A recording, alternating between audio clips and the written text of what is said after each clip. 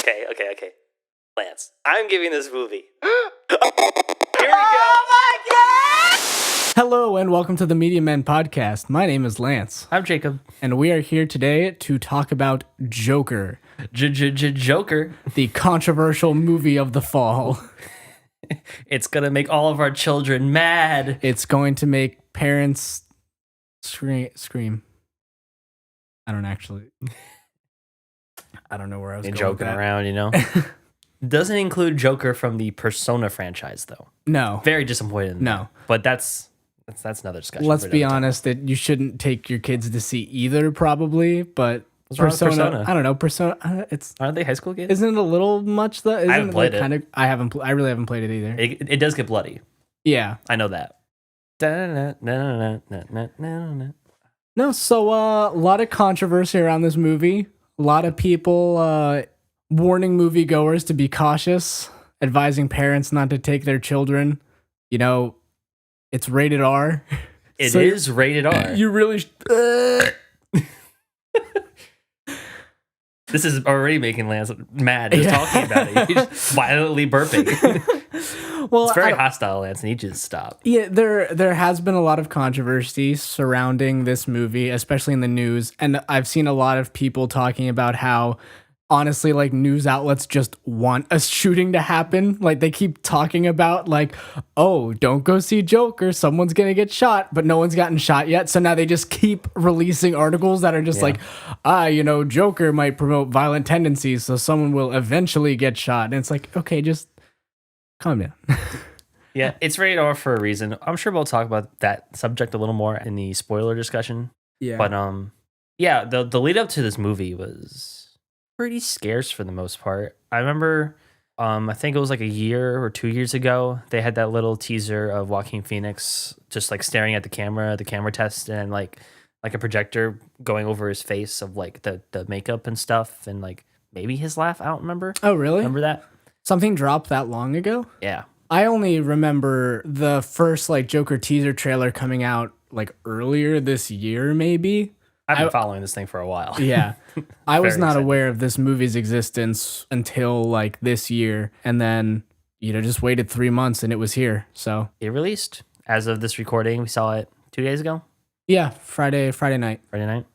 There's a wonderful photo of me doing the poster Throw that in, Lance.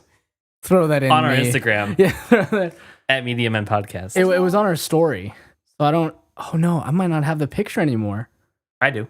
Oh, okay. I screenshot Yeah, it. send that to me. I'll edit It was a that good in. pick. I liked it a lot. So I will say, with all of the controversy surrounding this movie, seeing it as late as we did on a Friday night, I was a little worried. I mean, it was fine. I think we live in a safe enough area, but of course, people always say, oh, stuff like that could never happen here, and then it happens. But, controversy or not, that movie was just so paranoia-inducing. It was so stressful.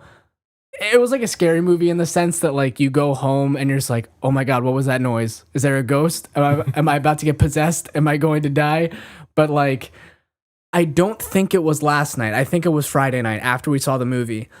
Friday night after we saw the movie, I dropped you off and I got back to my apartment and I parked in the driveway, which I usually don't do because we have 3 cars parked in the single lane driveway. Yeah. So I get home Friday night, get out of my car. I'm already just a little paranoid after watching the movie.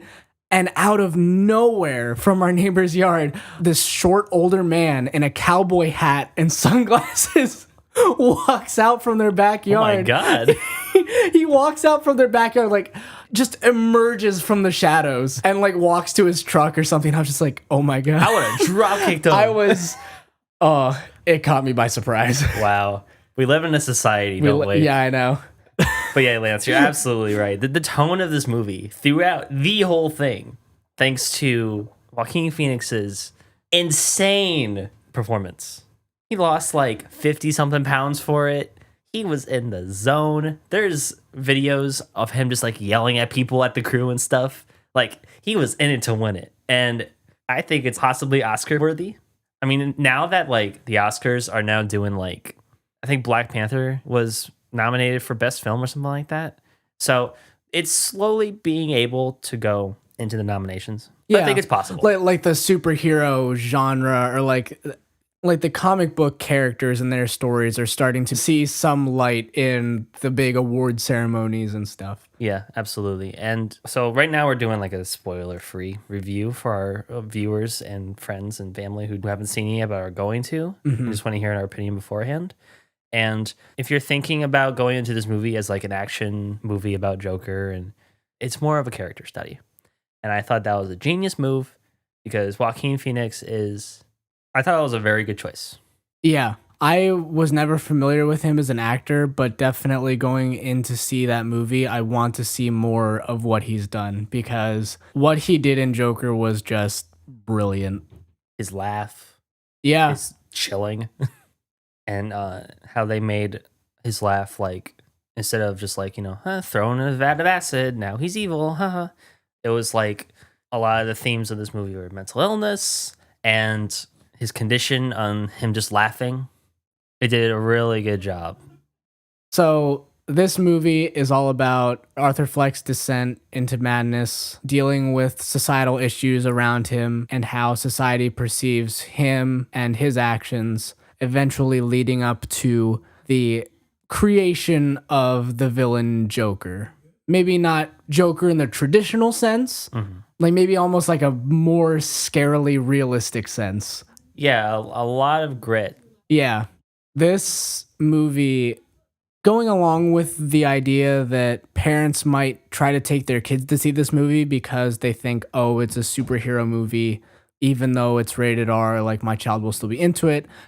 We've had more movies coming out that are being rated R, that are showing more sensitive content, like Deadpool, I think was really the first one that got that going. Granted, it was a comedy, but it was still kind of gory. Yeah. Then we had Logan, which was just a really dark, gritty X-Men. Before both of those, we had Watchmen. So I think that Joker is really a continuation in this dark, really heavy string of comic book character movies that are becoming more and more prevalent in today's media.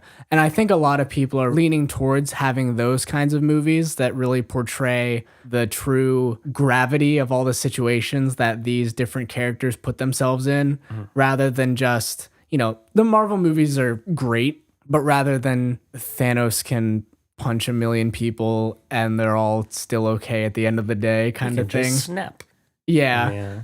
It's definitely these kinds of movies that are coming out that are just giving the whole superhero comic book era. These movies are giving the DC and Marvel universe a little bit more gravity and seriousness. I think it's just like DC doing it. I mean, there is Deadpool, but yeah, I really think if DC continues to do these gritty movies, they'll do very well. Yeah.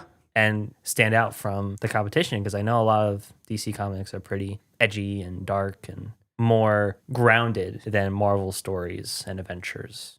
Yeah, don't take your kids to see this movie. No. It deals on a lot of adult subjects. It might be okay during like the first half, but then your kids are going to get a little messed up towards the second half. I got a little messed up in the second half. Yeah, a lot of the moments in this movie, Lance and I just looked at each other, we're like, is this happening? Oh, definitely towards the end. Like, there were a ton of moments just wide-eyed, mouth agape, just turning to each other like... Hands on my head. Yeah, like oh...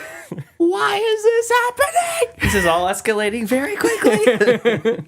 Even though this movie does a really good job of like having a bunch of these little moments of the beginning of Arthur and the end, on how all these little bad things are happening to him. And then it leads to like the big explosion. It feels very fast, but you're like, oh, I get it. Because the storytelling I thought was very good, personally. That was something I was thinking about in light of our It review. If you haven't seen it, go check it out. With our It review, It too was 3 hours long. And Joker was only 2 hours, roughly. Yeah.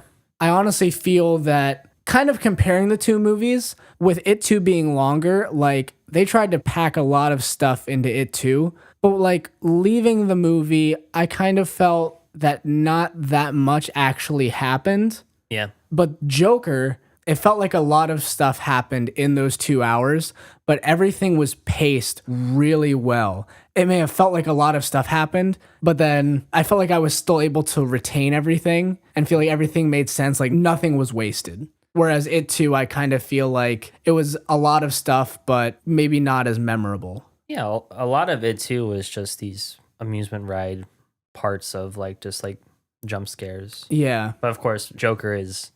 I don't think there was any jump scares in it. It's not a horror movie. There was like one. I think it was like sound related, but there was one. I remember it got me, and I was just like, "That's so funny." I was like, I don't remember that. I think I'm gonna go see it again. So I want to see it. I'll let you know.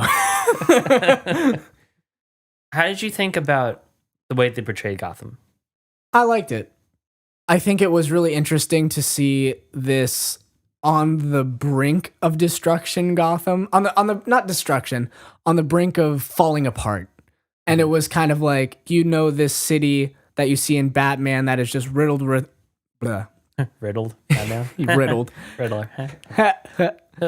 This city from Batman. It's just riddled with crime. But now you get to see it in a slightly different light where they're still trying to salvage everything.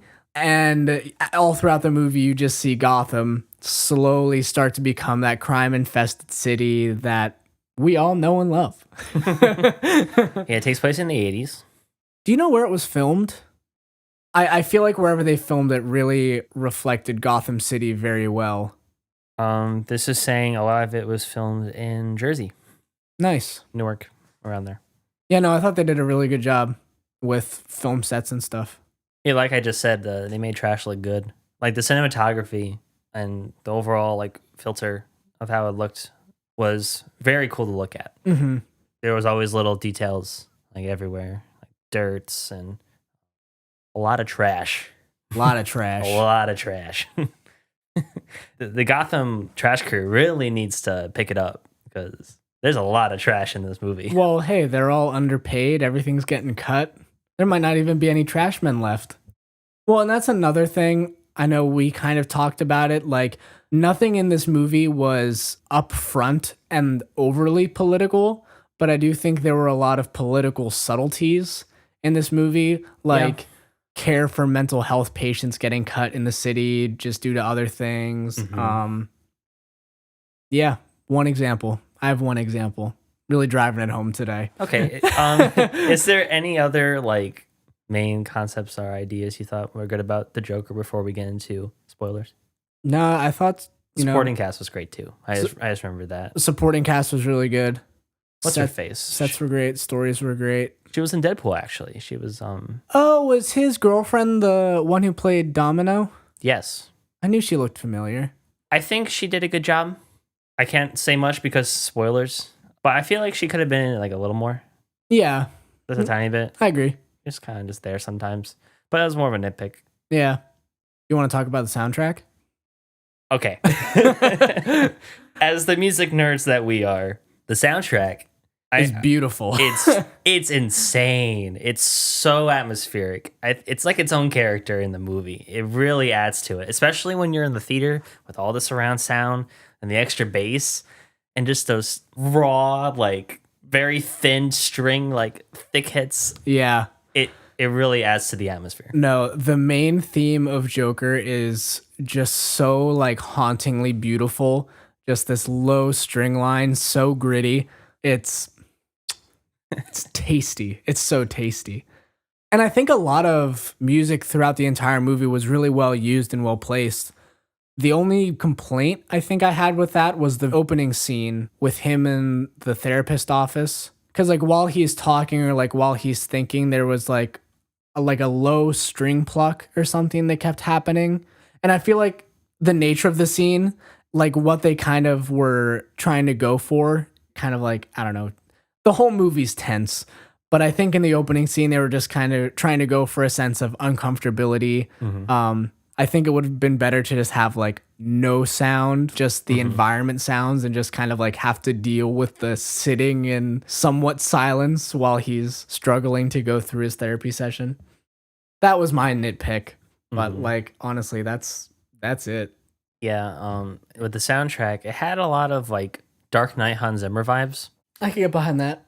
And it has like this like raw like thin filter to it, and it's really haunting. Yeah. Have you ever played, not The Last of Us, have you ever played A Way Out? No. Okay. I forget exactly when it's set, but the soundtrack of Joker kind of reminded me of the soundtrack from A Way Out a little bit. The soundtrack from that kind of has like this noir vibe, but a little bit more cinematic. And I feel like the soundtrack for Joker could really fit into that genre, like just alternative noir. Mentioning noir, the look and feel of the movie kind of felt a little like classic-ish. Yeah. A lot of people are saying like a lot of Scorsese vibes, like Taxi Driver and stuff like that. Oh, yeah. I do feel that. I haven't seen Taxi Driver personally, but I don't think it's dead on. But I thought he uses the techniques and stuff very well. A lot of close-up shots, like Kubrick style. With the setting of the movie, it is very different than what we're getting with the latest like DC installments like Suicide Squad, Batman versus Superman, where there's all these futuristic elements and, you know, more futuristic than what we actually have in the modern day.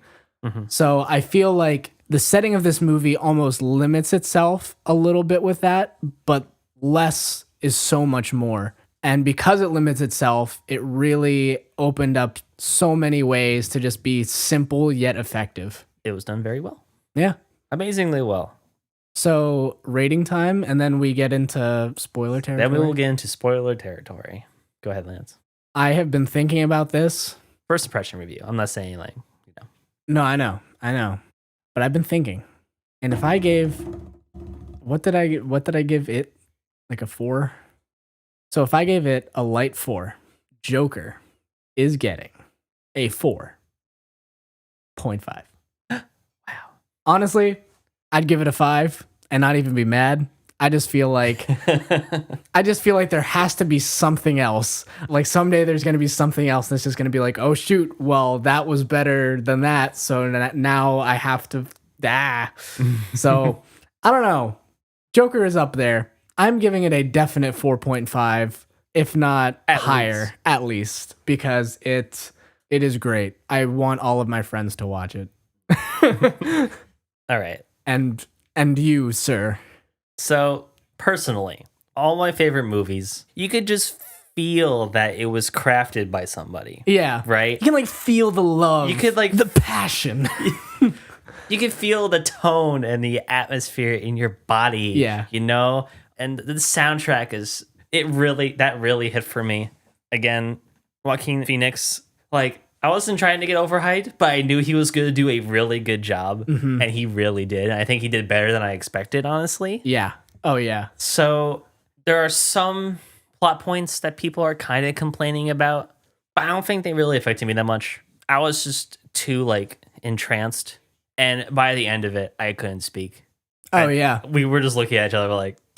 No, well, I mean, we got in the car to make that promo advertisement, and like when I said that we didn't have words, like we didn't have words.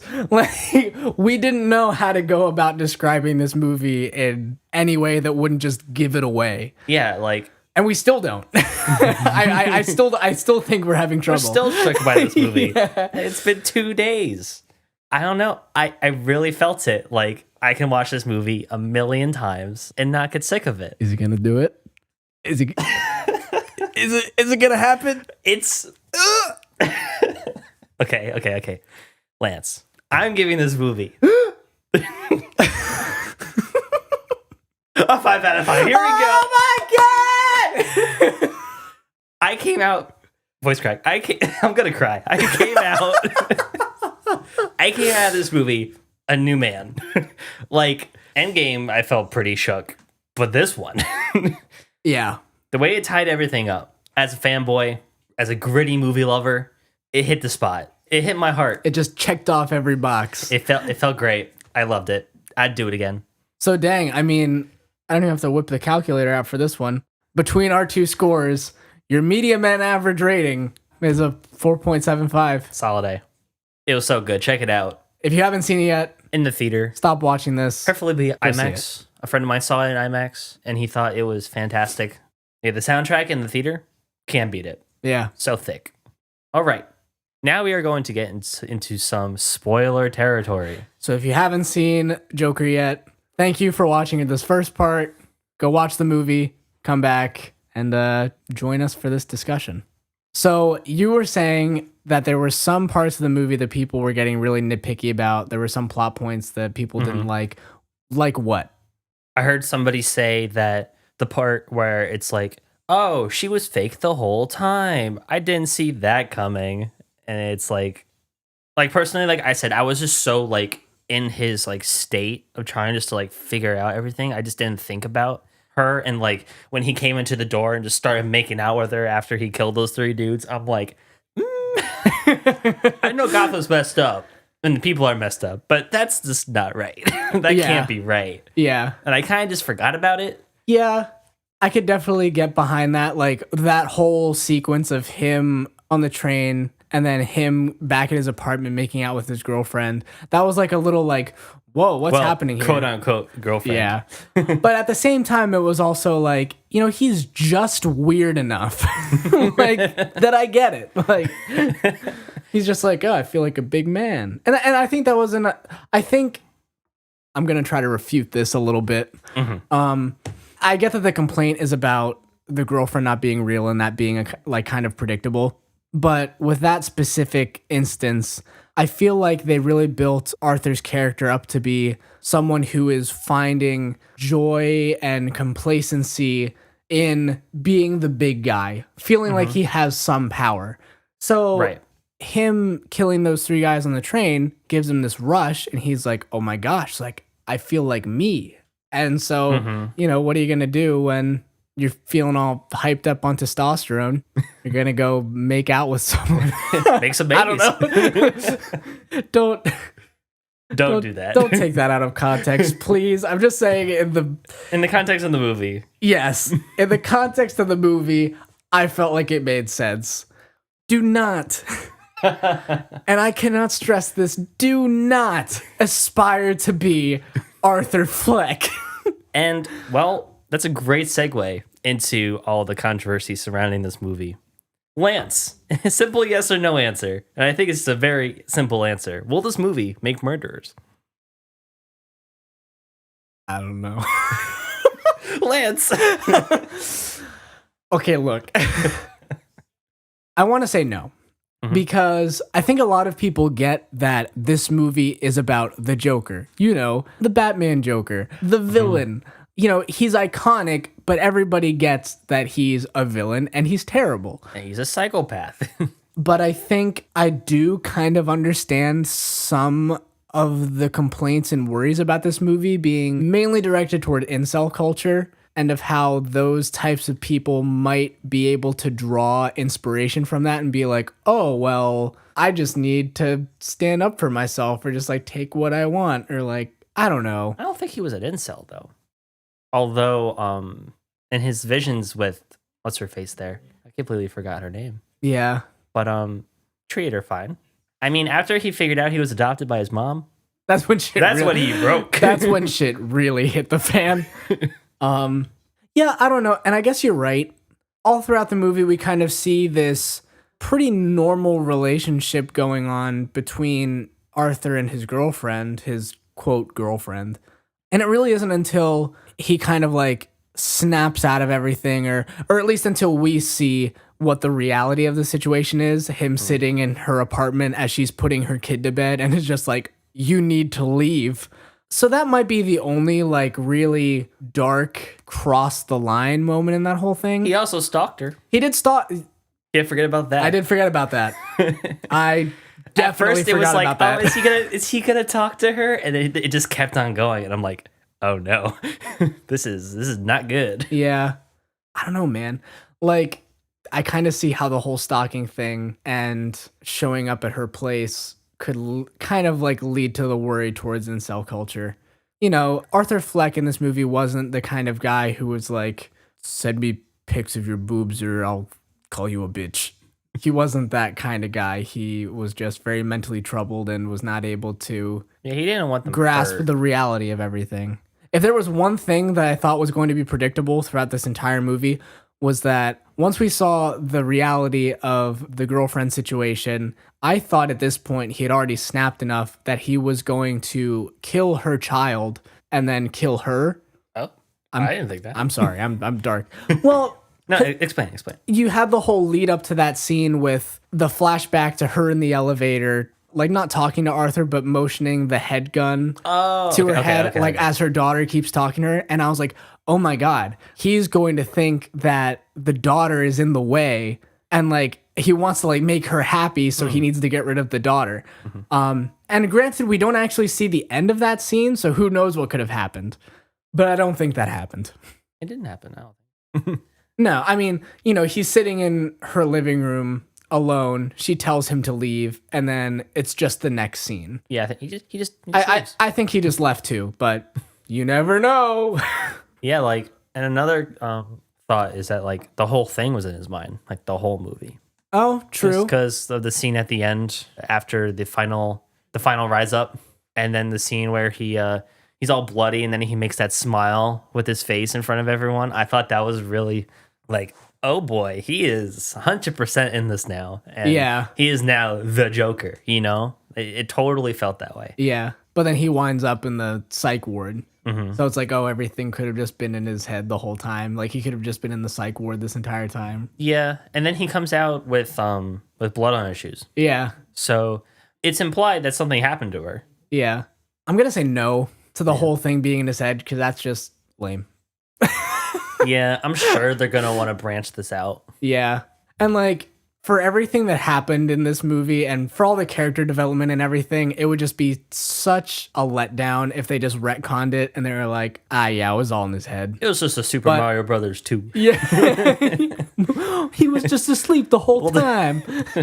But yeah, so I don't think they do that. It was too good. It was too good to be fake. It's too good for them to let that happen.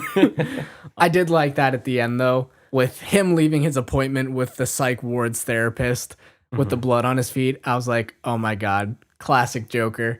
Killing the guards and trying to escape from prison.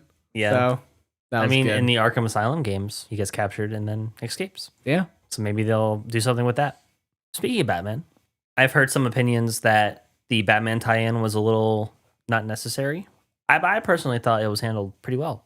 Because in the Christopher Nolan trilogy, Bruce Wayne and his parents got into the alleyway because it was so scary and there's bats everywhere and it was spooky and he wanted to leave. He wanted to go home. And for some reason, as rich as they are and as popular as they are, they decide to go through an alleyway in crime-ridden Gotham.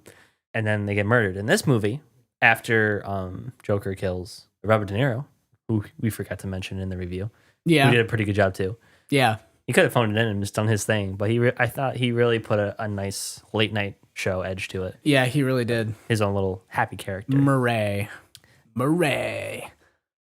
So after he just shoots them on camera and they just keep on recording it, then everyone's like, all right, now's the time to destroy everything. Yeah, that's when, tension has been rising in Gotham already. And with the murders on the train, a bunch of people are trying to band together and be like, yes, down with the wealthy, cushy, well-established. They're not helping this city at all. So Yeah, the gap. yeah, The wealth gap is way too large. yeah, that was another subtly political thing, you know? Yeah.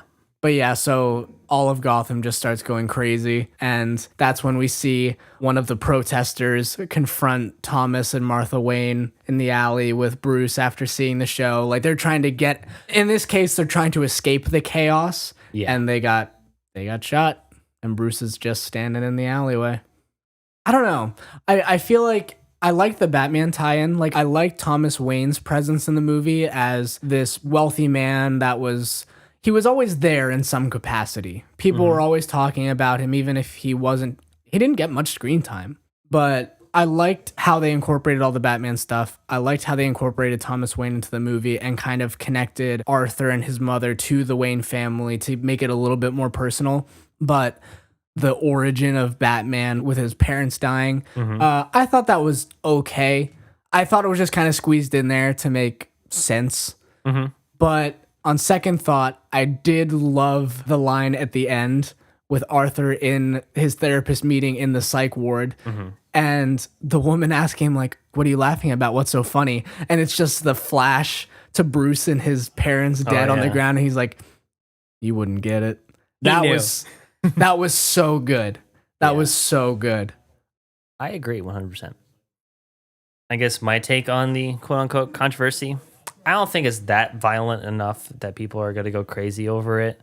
I think it's important that these subjects are delved into, and that these movies, these popular blockbusters, can be like think pieces and think about how you see society. Yeah. You know? Did it blatantly be like, you should kill people, blah, blah? I don't think so. No, I don't think so either. And I think the movie did a good job with just kind of showing, yes, this villain is troubled.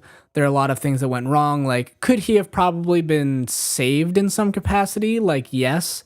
But at the same time, it was just like, that would make a boring movie. It was like none of this is good.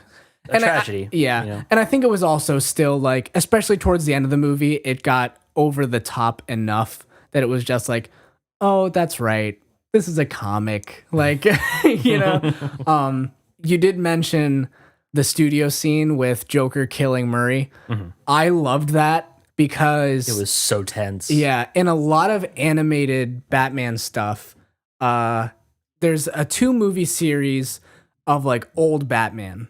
And in the second movie of this series, Joker comes back and he's like been rehabilitated, but not really. So as his big like comeback to get retired Batman really angry, he goes on to a live talk show to talk about his rehabilitation and kills the talk show host and then the entire studio audience. So with Arthur showing up in Murray's late night show and then killing Murray after getting on this big political rant, I was just like, yeah, that's Joker. There he is. It was pretty spicy. Yeah.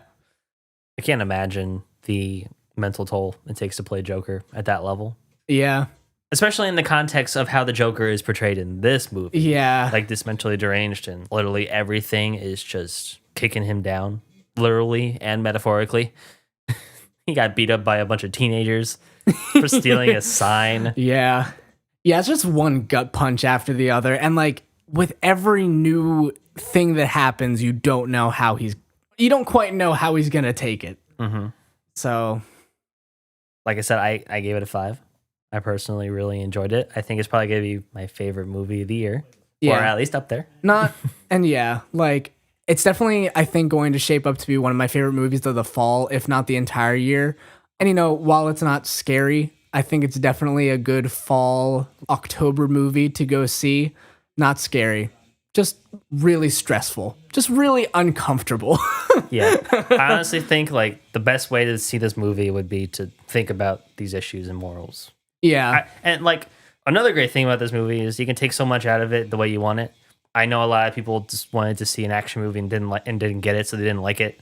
But the way that I like movies, I'm super glad it exists, and it exceeded my expectations. Yeah. It's just a really wonderful, well-crafted, unique case study on one of the greatest villains of modern history. So I think I've said, I mean, there's definitely more to say, but I think that's good. Thank you for listening to the Medium End Podcast. Don't forget to follow all of our socials down below and subscribe if you liked this content. Yeah, let us know what you think about Joker, what you think that we may have, I don't know, if you have any differing opinions, like feel free to let us know. Oh, I highly recommend listening to the soundtrack in earbuds walking through like a city or a town. You really feel like you're above a society. Walking across campus late at night, like on a foggy night. Yeah. you really feel like you're powerful and almighty. Highly recommend it. Yeah. Keep your eye out for some more content and don't kill people. Do good things. Open the door for someone. Do good things. Yes. That's the send-off we need for this episode. Absolutely. Do good things. Live long, prosper. Don't kill people because they made you upset. Just thanks, Lance. Thank you. It's just what I needed for you tonight. All right. Bye, everyone. Bye. Thank you for listening.